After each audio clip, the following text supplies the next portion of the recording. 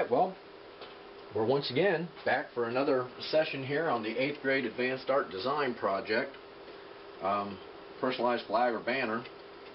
Briefly review what we've been doing. And that would be, we had a worksheet, if you recall, some time back. Then on that worksheet it had questions about if we had our own country or our own kingdom, what should be in that particular flag that would represent that. And so we have to use all these elements of art and principles of design because it's a design project. And then stuff that you should be able to explain to people about what your flag means, or your banner or your logo means, and that would be all of these things A through D. And then after that we had to take those ideas and put them into a rough draft with some color swatched in there that kind of helped us figure out what our ideas are. And not only does it help you figure out your ideas, but it also helps your teacher when they're trying to see what direction you're going with the project, or whether you put any planning or not into it. And so that's a very important part of making artwork. So now here we are at this particular stage of the artwork, if you've been keeping up with me. And so I always have a theory about working from the largest things to the smaller things, and in this case that would be these mountains down here that I thought I would get to in the last session, but I was mistaken. Also, I'm going to continue to put this blue in here right away because I want to really kind of get that area finished off. And so I'm going to go ahead and start with that sky blue from the Crayola kit. It's actually in paint it's called cerulean blue. It's, I think, a Greek word for the sky, I do believe. So in the last session, a lot of progress was made on the state of Ohio here, and also in the tan area that kind of represents the dirt of Louisiana. It's kind of sandy soil down there a lot, so that's kind of what that's about. In Shreveport, where outside of Shreveport, in fact, is where my family is from, but Shreveport is the closest big town. And there's a big river that runs through Shreveport called, I think, the Red River. And man, it's a just silty red colored from clay that has been picked up in the water along the way.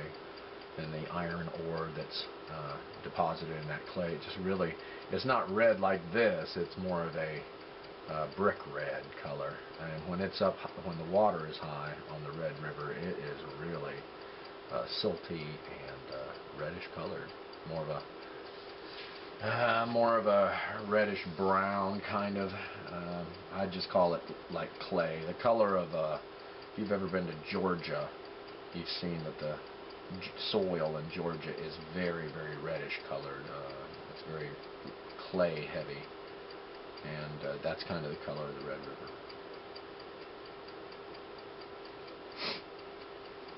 Now, how we got off on the Red River, I do not know, but we're talking about Shreveport, Louisiana, and the silt and the sand. There you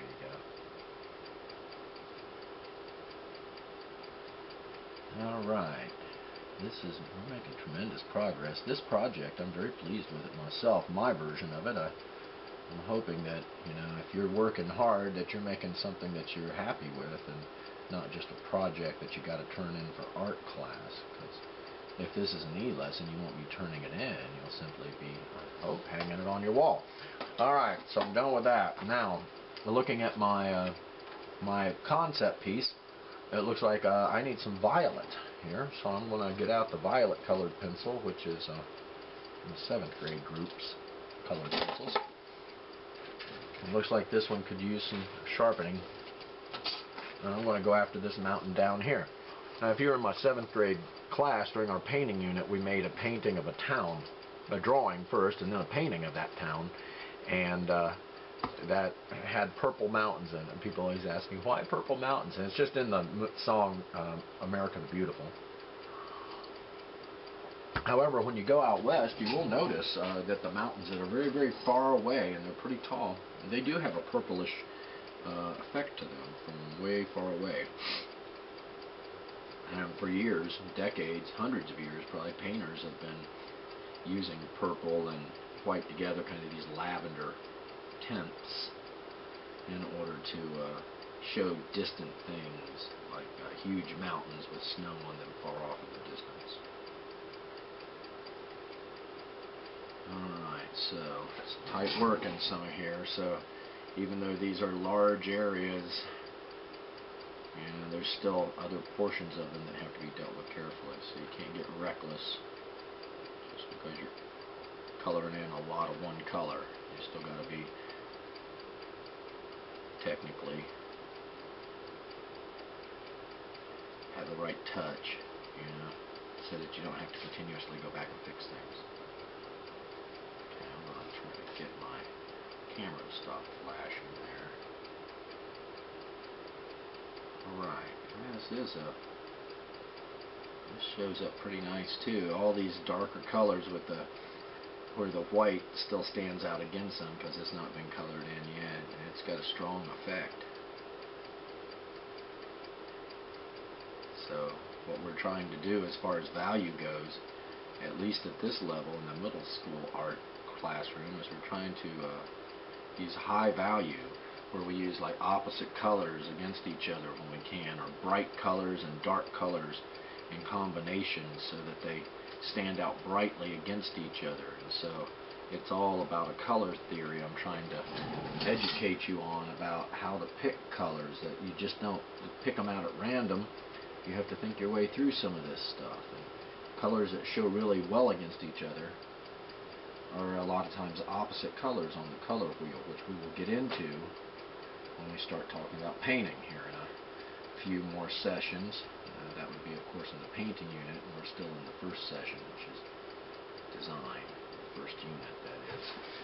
Design has its own unique set of problems, but it uses color. So in the elements of art and principles of design, which are really just basically a recipe for how to make artwork, color is way up that chart on how important it is. So it's kind of like the icing on your cake. But you want a good cake. You don't want a bad cake with a good icing job. That's not a good cake. That's just a good cake. That's a cake with a good icing job. So what we really want is a good quality piece of artwork. And that's why I really pressure our students to do the planning. Plus, it helps me see what you're thinking about. As a teacher, I need to know what you're thinking when it comes to content in your projects. You know, it can tell us something about yourself, but it's still got to be fit for school, and it has to use symbols that are appropriate for you know, the public to see. And so sometimes I have to correct students on their images, because stuff that they think is appropriate many times is not. And there's a lot of controversial symbols as well out there, so people argue a lot over what does a symbol mean.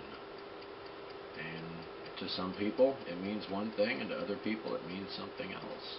And so that's how it's interpreted in your time and the era that you live in, I guess, is more important than what it has traditionally meant. And so there's symbols like that, and Native Americans have their own set of symbols, and the Romans had their own set of symbols, and a lot of these symbols have come down to us today from ancient times. The symbol for womanhood and the symbol for manhood are symbols that I believe were developed in the Middle Ages and have just evolved their way down to the present day.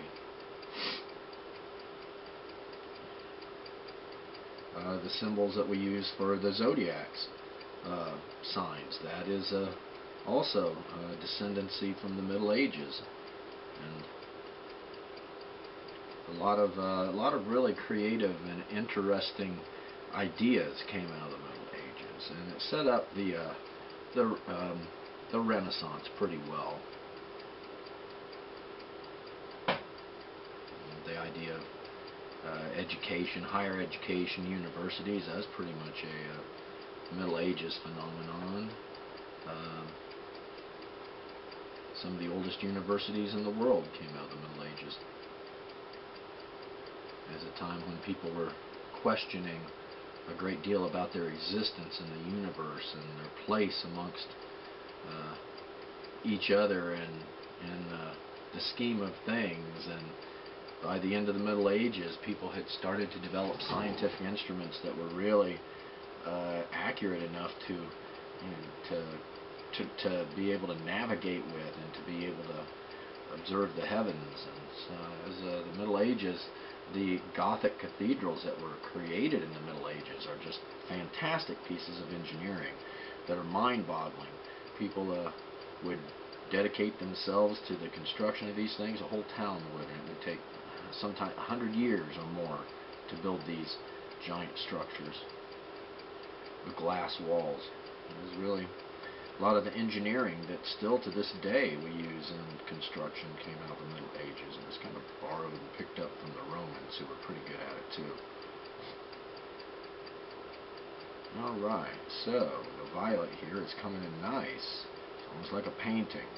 And working with color, I guess colored pencils as well, is very close to painting in some respects. It'd be like the same as painting with superfine brushes, I suppose. So any color media, including stained glass, could potentially be thought of as I guess a type of painting. But traditionally, people believe that, you know, coloring with pencils is a drawing, a drafting activity. All right, that is coming together very strong. Okay, now we're into some. Here in a moment, we'll be able to just really start coloring with some freedom. So the violet and the yellow show up really strong against each other. You see that a lot in team sports uniforms, so they can be seen from pretty long distances. And violet and yellow is very popular for team sport uniforms colors. The Minnesota Vikings, I believe, are violet and yellow. And Louisiana State, strangely, that's where my father's side of the family is from, the state of Louisiana. Louisiana State University, violet and yellow, the Tigers, that's their colors as well. The Los Angeles Lakers are violet and yellow. So it's very it's easy to see from long distances. These two colors show against each other really well, the same way that like orange and blue, which are also opposite colors on the color wheel, show against each other very well.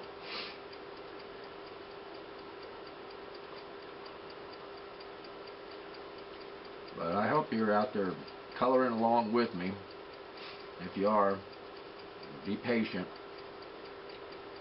I'm being patient. Progress is being made. We're expressing our ideas, telling people what we're trying to communicate through the use of visual images and design principles. Okay, that colored pencil is still working, so because I roll it around my fingers, I'm coloring with it. I'm getting some mileage out of it here.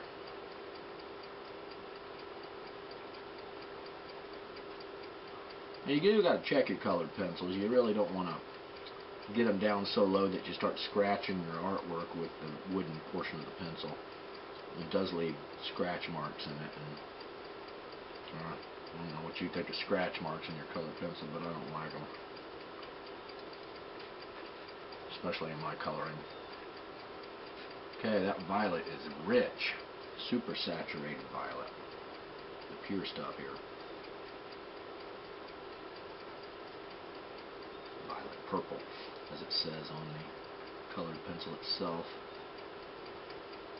Okay, it looks like I'm about to run out of colored pencil here, so I guess I'm going to have to spend a little time sharpening.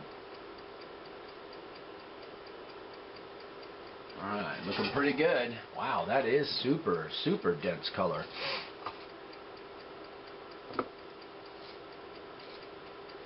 Some of my students ask me why I want it that way, and after they see some of the results of this dense coloring, they kind of figure it out. It's not about really what I want, it's about what looks good, not what I want. And it's hard to really make an argument that opaque color doesn't look good. Oh. Okay, that's a second colored pencil tip I broke off here. 3 strikes, I may have to be out of this project here. I'm not allowed to use a colored pencil anymore. Okay, that looks... Okay, I've got my good working point that I talk to you about all the time. Of course, now I'm going to get a little greedy because I got a lopsided pencil. That'll work. Okay, now see, I just wasted all that time resharpening a pencil. Bad art student. Alright, so now I got to make up for it. Don't want to rush, but I got to make good use of my time. I like to scribble back around a bunch with these, so it really does enhance the opacity. Keeps you from having a pattern that shows up in your coloring.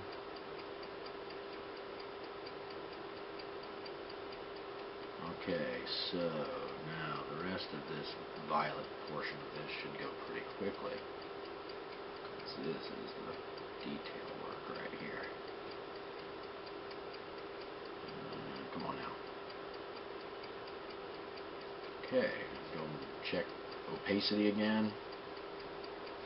I'm just looking for little specks of white that are showing up in there, offending me. And I'm just going to keep on moving along here, working my way down the mountain.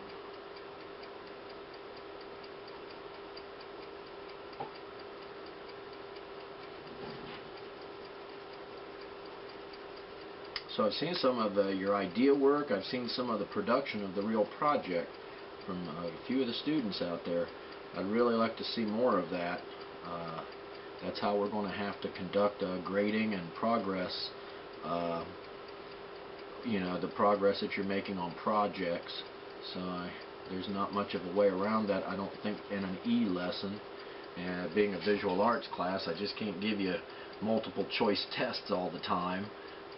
Every day, or worksheets. You have to actually make a project, and when and if we ever get back together in the physical classroom, then you would just bring these projects with you, and we would, you know, just pick up almost precisely where the E lessons left off at, and we would just conduct a physical class that way, an in-person class, I guess, instead of a social distancing class. That ought to be a theme for a project someday.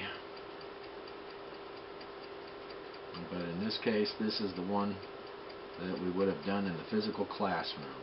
So that's why we're doing it here now, because I tell people what they're going to do a lot of times in the next class. They ask me, and then they ask me again, well, how come we're not doing that now? So I'm doing my best to deliver to you exactly what you would have gotten if we would have been together in the physical classroom back at Warner Middle School, which has its problems, no doubt, but I'll tell you what, I'd like to be there right now.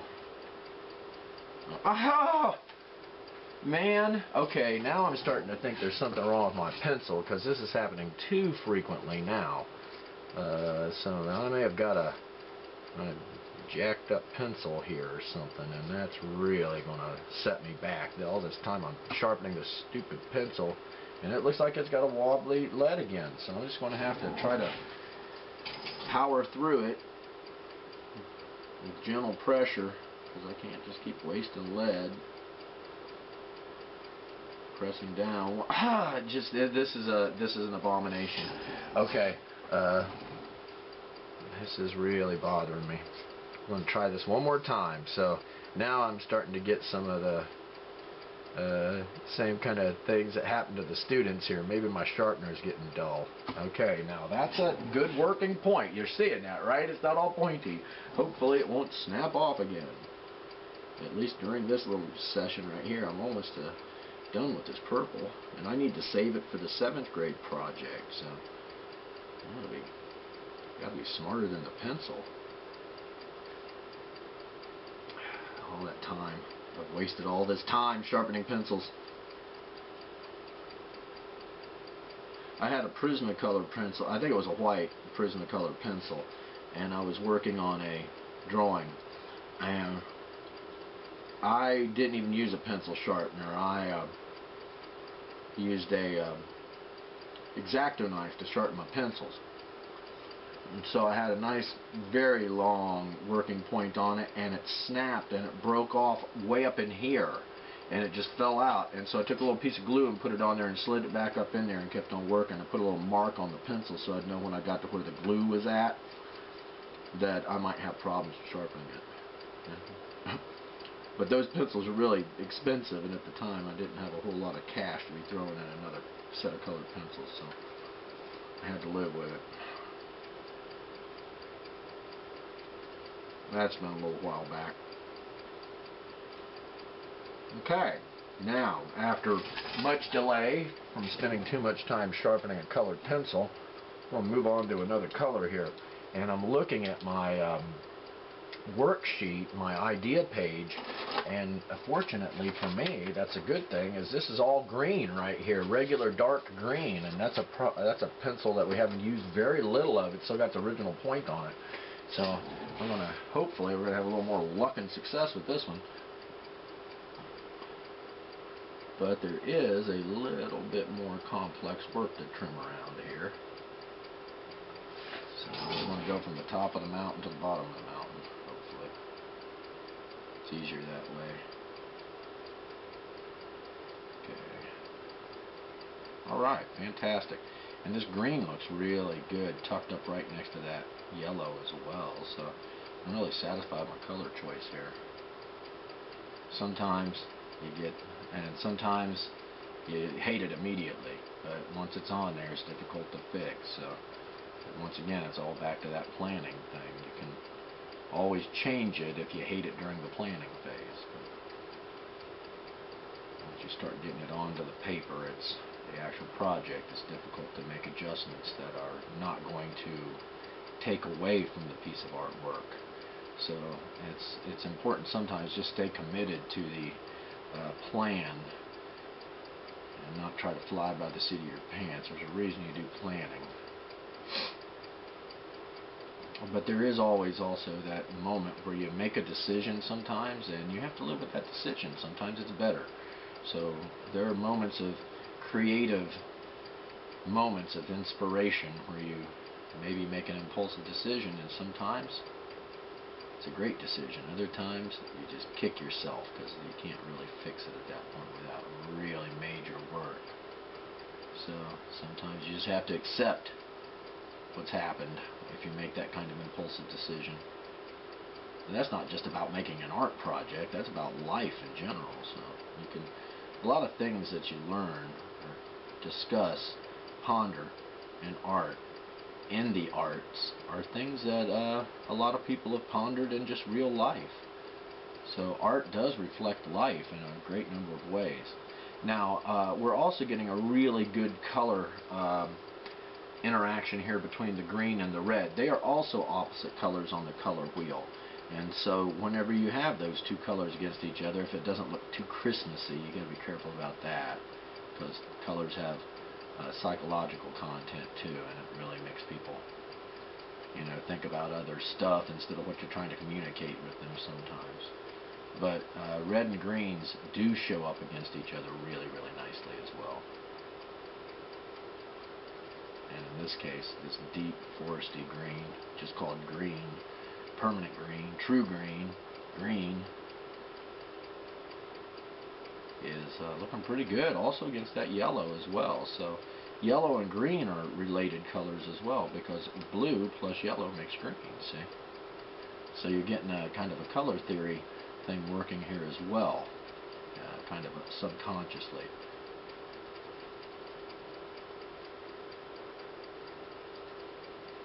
Okay, ooh, that's nice. And I really like the way that these are starting to make all of the other images pop out now that we're really filling in these background colors. That really is starting to make our interest, the little circles that I use to indicate my important interests, are really starting to jump out here, and it looks very, very tightly drawn together, and so I'm happy with it so far. Now, you know, it's easy to be happy with work when it's going along the way you like it, but then it's easy also to start to dislike that work if a plan isn't going the way you had predicted. Okay, now let's see if I can sharpen this green without snapping off the end of it like I was doing with that poor is violet there. Okay, ooh, a little suspicious. Yeah, it looks like it's going to be okay for now, so I have to be careful with it at first.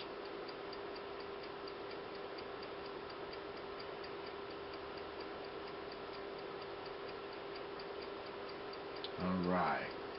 Now, while you're doing this, you might want to listen to music.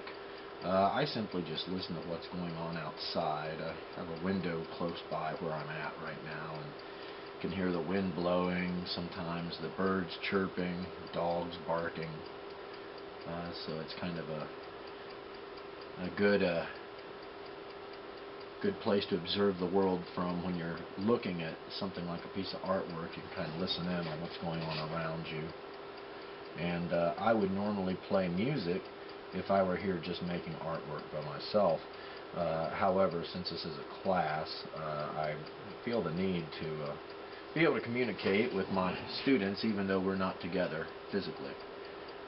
So everything I'm saying to you now, I would probably be saying in a regular art class while we were working on a project as I monitored your work. Okay, progress is being made here, see? I say that a lot too. If progress is being made. But, you don't necessarily have to listen to me talk. You can listen to music if you like to, but you should be able to hear what I'm saying. A lot of learning about not just art, but about things in general comes from just, discussion and paying attention to what's going on in the instruction. And that's how you get a lot of that incidental knowledge that you wouldn't, you can never read about. It'd take too many years of reading to teach you 10 minutes of experience. And so when somebody has decades of experience, they can really help you a great deal when it comes to your understanding of something like art, or if you're working on a car, you would like to get the person that's got the most experience doing it. Or if you're building a house or whatever you're doing, you find somebody that's got some experience, and then you just kind of listen to them talk sometimes, and man, you will get information like you cannot believe. Okay. Watching people paint that are good painters is amazing. It's like one of those channels on YouTube where you watch how things are made, and like how they make jawbreakers or something like that. It's really fascinating, and it's really calming to watch the whole process happen.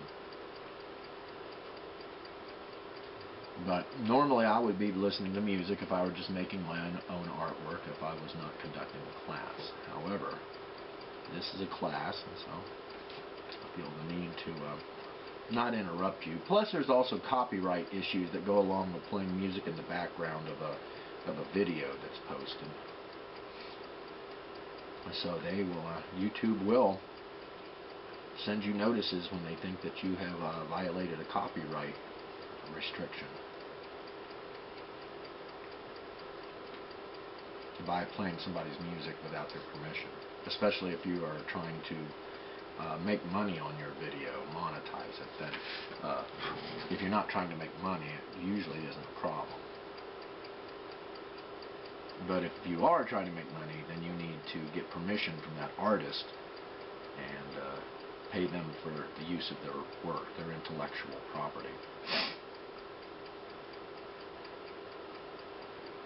But a lot of things are in what we call public domain because they're so old that the copyright protections have run out on them many, many years ago.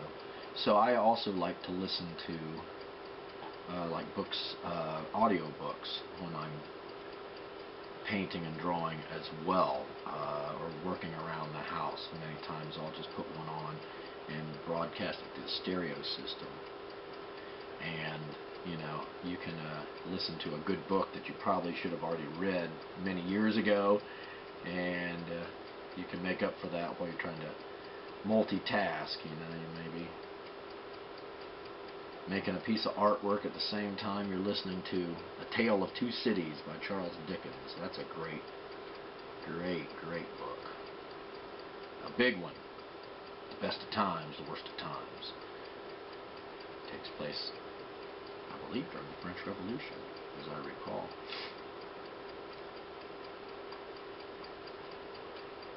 There's some adventure books like by H.P. Lovecraft, adventure, science fiction kind of stuff, adventure fantasy, terror.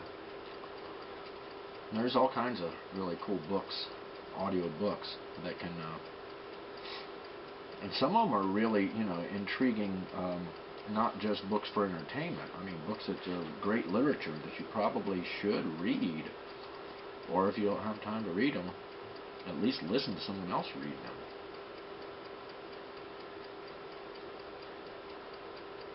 Okay, this green mountain seems to be taking forever. However, that's how it works.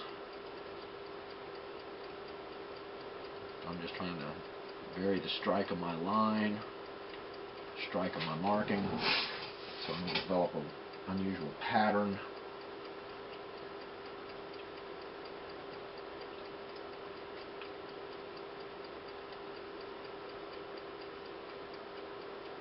Okay, looking good.